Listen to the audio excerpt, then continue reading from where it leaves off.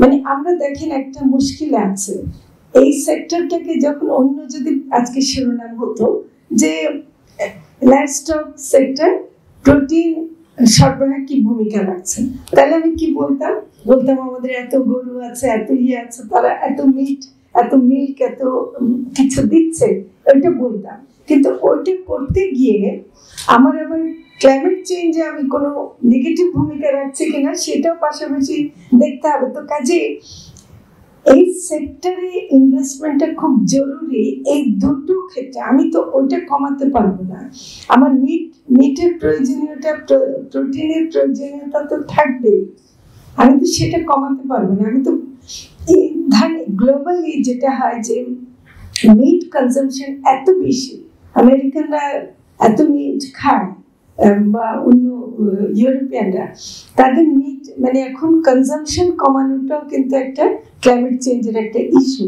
কিন্তু বাংলাদেশে তো সেই অর্থে মিট কনজাম্পশনটা এখনো নাই, বিশেষ করে বিফ কনজাম্পশন বা ওটা তো নাই।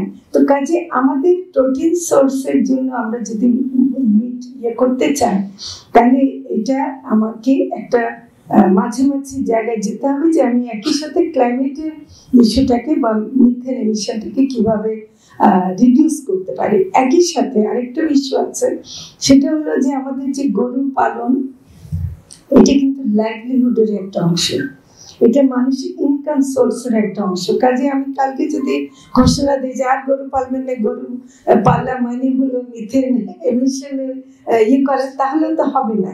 তো এইগুলো আমার মনে হয় যে একটা মাল্টি লেভেল যে আলোচনাটা, সেটা আমার মনে হয় যে করতে হবে।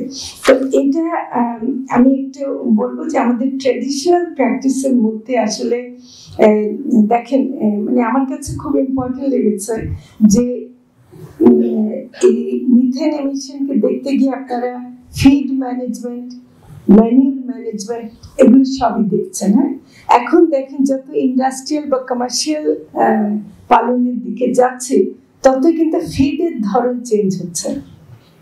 তাহলে এই ফিডের ধরন চেঞ্জ হওয়াটা এবং একই সাথে ফ্যাটেনিং বা অন্যান্য করতে গিয়ে আমরা আসলে ওইটার জায়গায় আমরা যথেষ্ট প্রজ্ঞার পরিচয় দিচ্ছি কিনা বা আমরা সেটা ঠিক মতো করছি কিনা। কারণ এখনো আমরা জানি যে ঘাস খাওয়ানোটাই খুব গুরুত্বপূর্ণ।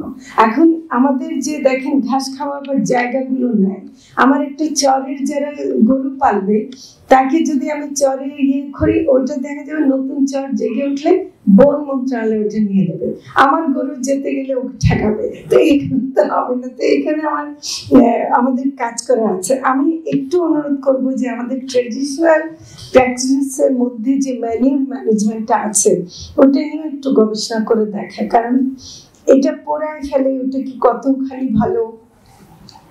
একটা তো ফার্টিলাইজার করে, এটা ঠিক, ফার্টিলাইজারে অনেক ব্যবহার হয়, কিন্তু এবং ফার্টিলাইজারের জন্য আসলে গোবরটাকে আরো বেশি, এটা মিনিস্ট্রি অফ ইন্ডাস্ট্রিজের সাথে আমরা কথা বলতে পারি যে তারা এত টাকা খরচ করছে, এবং শুধু তা নয় না, তাদেরকে গ্যাসের প্রায়োরিটি বেসিসে দিতে হচ্ছে, কারণ ওটা না দিলে আবার কৃষি মন্ত্রণালয়ের ক্ষতি হচ্ছে। তো কাজে আমরা কিন্তু এখানে একটা ভালো ভূমিকা রাখতে পারি যদি আমরা গোবরটাকে ন্যাশনালি যদি একটা সোর্স তৈরি করতে পারি যে ফার্টিলাইজার তৈরির জন্য, সেটা আমার মনে হয় যে খুব ইম্পর্টেন্ট হবে।